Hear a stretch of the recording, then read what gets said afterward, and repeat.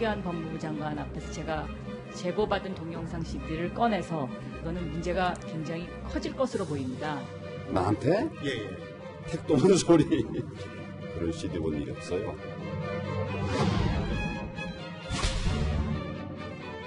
경찰 고위 관계자 누가 수사기밀인 동영상 CD를 건넨 것인지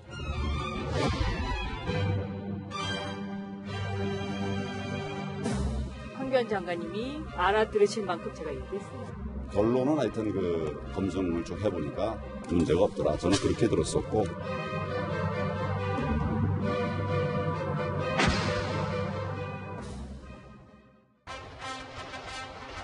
김학의, 이 이름 세 글자가 여의도를 지금 발칵 뒤집어 놓았습니다. 박근혜 민정 라인, 곽상도 조응천 의원을 겨눴던 이 김학의 재수사가 돌연 황교안 자유한국당 대표, 박영선 중기부 장관 후보자, 그리고 박지원 의원까지 정면으로 조준을 하게 됐습니다. 당시에 제가 김학의 차관이 임명되기 며칠 전에 제가 황교안 법무부 장관을 따로 뵙자고 해서 제보받은 동영상 CD를 꺼내서 이분이 차관으로 임명되면 이거는 문제가 굉장히 커질 것으로 보입니다. 택도 없는 소리. 그 CD를 보여드린 게 아니었었나요? 에이, 무슨 소리하고 했어. 난 CD를 본 기억 전혀 없어요.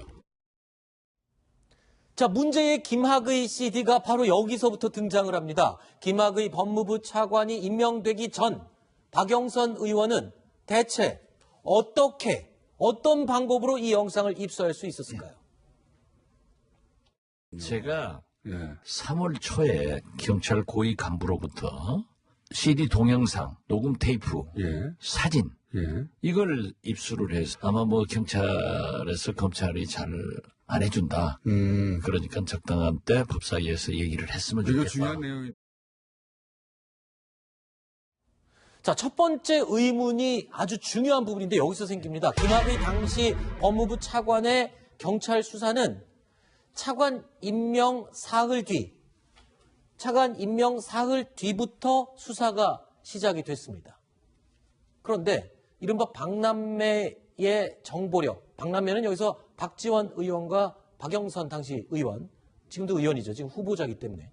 자, 이 두 사람 박남매의 정보력이 경찰은 3월 20일 날 이 동영상을 입수했는데 그거보다 훨씬 먼저 3월 초에 입수를 했다는 겁니다. 경찰보다도 빨리 이 동영상을 입수를 했다. 이거 어떻게 이럴 수 있는 건가요? 양재열 변호사님 먼저 얘기하실까요? 예. 저건 경찰보다 빨리 입수라고 저렇게 타이틀을 달 수는 없는 게 왜요? 일단 경찰 쪽에 왜냐면 경찰은 이렇게 얘기를 했어요. 경찰에서 청와대에 보고를 했던 게 3월 초였습니다. 그리고 3월 5일은 그냥 단순 전화 보고로는 불가능하기 때문에 그러니까 청와대에 들어가서 대면 보고까지 하고 서면까지 갖춰서 들어갔다라는 거군요. 그 얘기는 이제 저기는 내사를 공식적으로 착수한 건 18일일지 몰라도 이미 경찰도 3월 초에 가지고 있었다라는 얘기가 되는 거죠. 얘기가 되는 거죠. 아직 경찰은 입수했다고 밝힌 거는 3월 20일이잖아요. 아니요. 내사에 착수한 게. 그리고 3월 20일인가 공식적으로 입수를 했다고 밝힌 거고, 그러니까 그건 이제 입건해서 자료로 삼았다는 거고요. 그다음에 이게 김학의 전 차관 같은 경우는 일단 2013년 1월에 처음 내각을 꾸밀 때쯤에 검찰총장으로 지명이 됐었는데 내정자로 3명이 들어왔었는데 당시 검찰총장 추천위원회에서 이미 1월 달에도 이런 문제가 있다라는, 그러니까 대중이 알려지지 않았지만 문제가 계속해서 돌고 있었다라는 것만은 좀 확실해 보여요. 네. 사실 이 동영상은 원래 윤중천 씨라고 건설업자가 있지 않습니까? 내연의 관계에 있던 여성과 간통죄 관련된 소송을 벌이다가, 다툼을 벌이다가 이 여성이 자신이 재산이 좀 다 뺏겼다라고 하면서 그 윤중천 씨가 소유하고 있던 벤츠 차량을 이제 본인이 가져옵니다. 그 트렁크를 열어보니까 거기에 CD가 7장이 있었어요. 근데 그게 먼저 어떤 면에서 보면 그 핸드폰 동영상이 먼저 돌아다녔습니다. 그 동영상을 누가 틀은 거를 핸드폰을 찍어서 그게 먼저 돌아다녔고 실제 CD 동영상은 그 이후에 돌아다닌 거예요. 아마 저때 입수한 게 보면 제가 알기로는 핸드폰에 찍었던 조금 흐릿한 영상이 아마 돌아다닌 것 같은데 저때가 언제냐면 결국 이제 박근혜 정부가 들어서서 이제 어떤 면에서 인수해서 임명될 때거든요.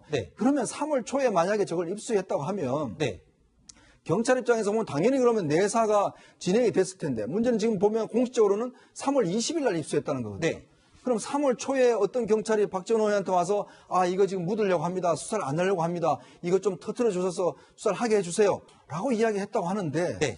이게 좀 앞뒤가 맞지 않아요. 왜냐하면 그 뒤에 경찰에서는 정상적으로 내사하고 그다음에 동영상 해가 수사를 했거든요. 네. 그러면 누가 그러면 그 전에 이걸 막았는지 네. 이것 또한 의문이고 또 이용주 의원. 네, 이용주 의원이 본인 주장은 또 1월 달에 봤다고 알겠습니다. 이야기합니다. 그 얘기 뒤에 부분 나오니까요. 예, 거기까지만 듣고요.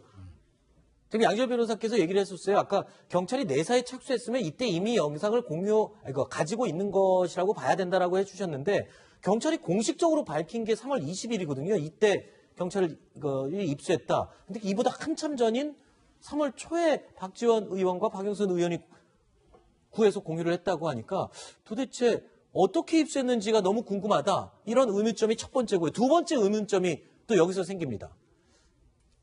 적당한 때 이야기를 했으면 좋겠다라는 이유로 경찰 고위 관부에게서 받았다라고 하는 이 문제의 김학의 CD를 박지원, 박영선 의원 그걸 갖고 있으면 왜 공개 안 하고 묵혀두고 있었을까요? 물론 CD 내용이 아니더라도 CD 자체만이라도 공개를 했어야 되는 게 아닌가 그런 의문점이 들어요. 구자욱 차장. 네. 지금 생각하니까 그런 의문이 드는 겁니다. 아니 그 두 사람은 또 유명한 저격수 아니었습니까? 그러니까 아무리 저격수였지만 네. 모든 것은 이렇게 시기와 이게 때가 있는 법인데. 시기가 좀 일러서.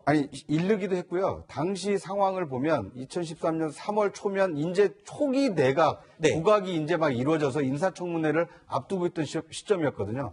그러니까 어떻게 보면 야당으로서는 화력을 집중하는 것이 인사청문회에서 국민들에게 어떤 이제 이 선을 보여서 낙마시키는 것이 우선이었지.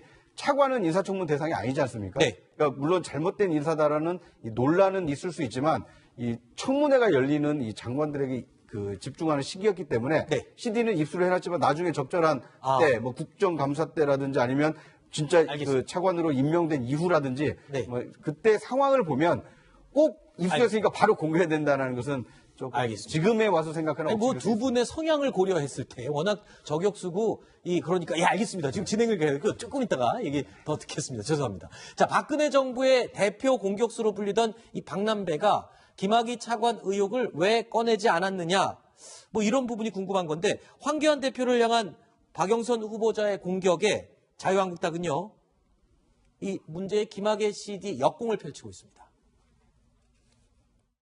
경찰 고위 관계자 누가 수사 기밀인 동영상 CD를 야당 박지원 의원에게 건넨 것인지 밝혀주시기 바랍니다.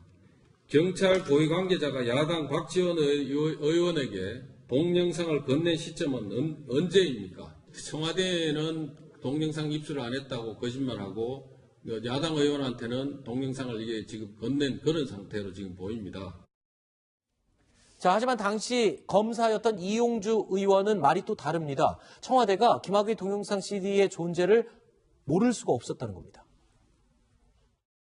저도 그 당시에 그 이야기가 2013년 1월 그 정도의 말이 돌았고요. 저도 법무부에도 근무를 했었고 중앙지검 특수부에서 근무를 해서 그런 말이 있다는 소리가 이제 들어서 어떻게 해서 구해서 봤습니다. 그렇습니다. 당시 청와대가 모를 수 없다고 봅니다. 지금 CD 한 장의 후폭풍이 너무 큰 것 같습니다. 수사기관과 권력기관의 인물들의 말이 다 다릅니다. 경찰 고위 간부에게 받았다. 수사 전까지 김학의 동영상 못 구했다. 경찰. 이용주 당시 검사는 후에서 나는 봤다. 청와대에서 모를 리가 없다. 곽상도 당시 민정수석은 경찰에서 동영상 없다고 했었다. 말이 다 다른 상황입니다.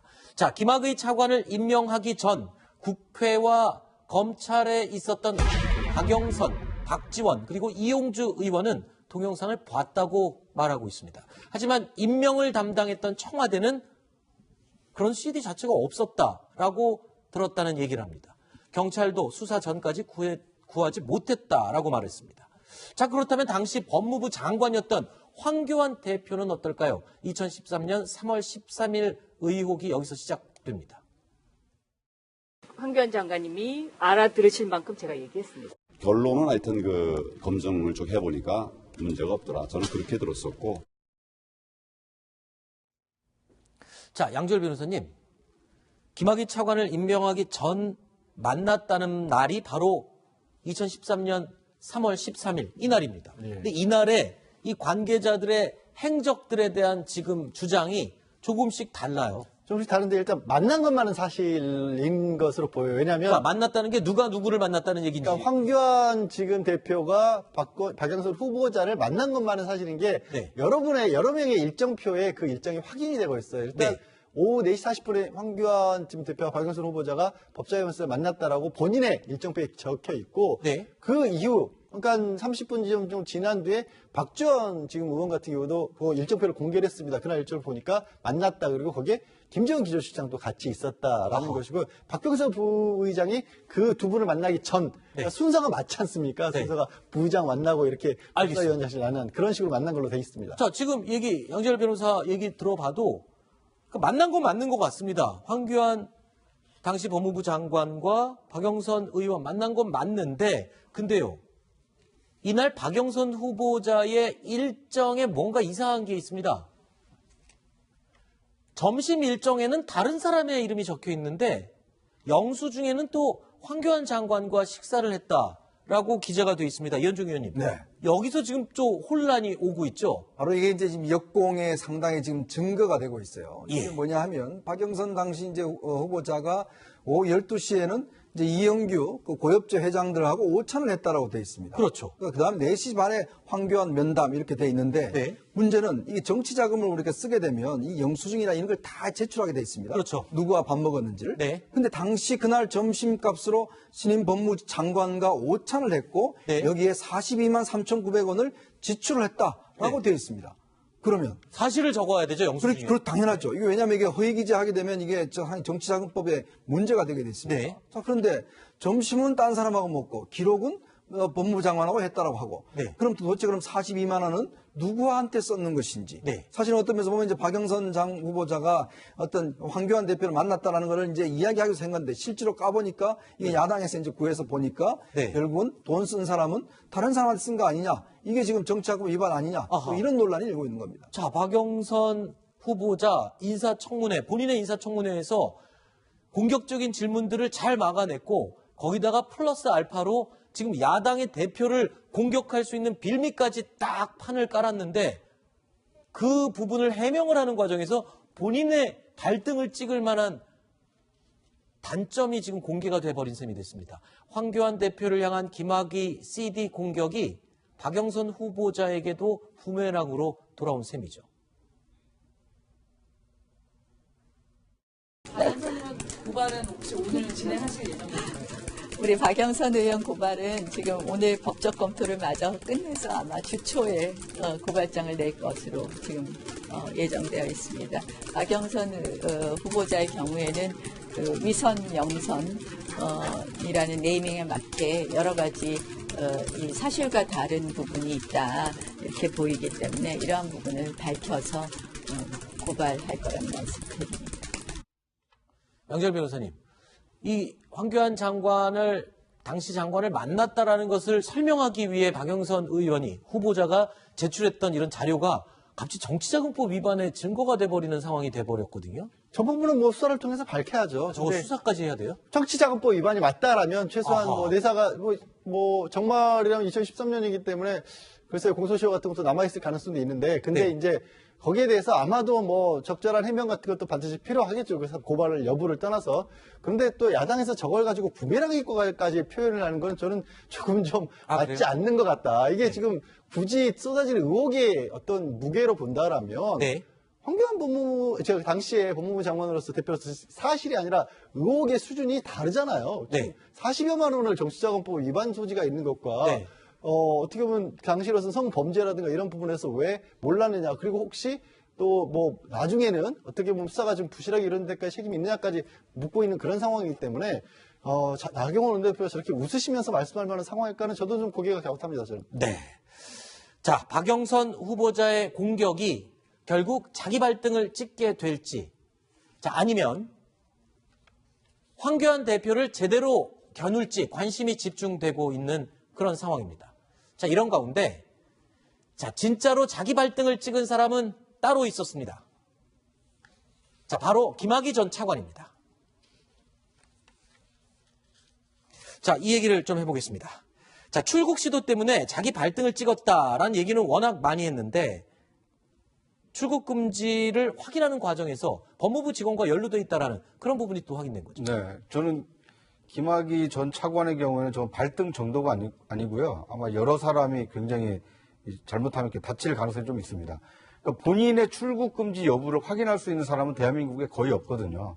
왜냐하면 그건 수사기관에서 이 수사상 필요하기 때문에 이 출국 금지를 내려놓는 거 아닙니까? 그러니까 구속을 시키는 이유도 도주의 우려 때문에 이제 그 구속을 시키는 건데, 그런데 그런 피의자로 지금 거론되는 분이 본인의 출국 금지 여부를 확인하고 출국을 시도했다. 이것은 상당히 우리의 그 사법 시스템을 좀 무너뜨릴 수 있는 일이기 때문에 굉장히 파장이 좀 커질 것으로 보입니다. 알겠습니다.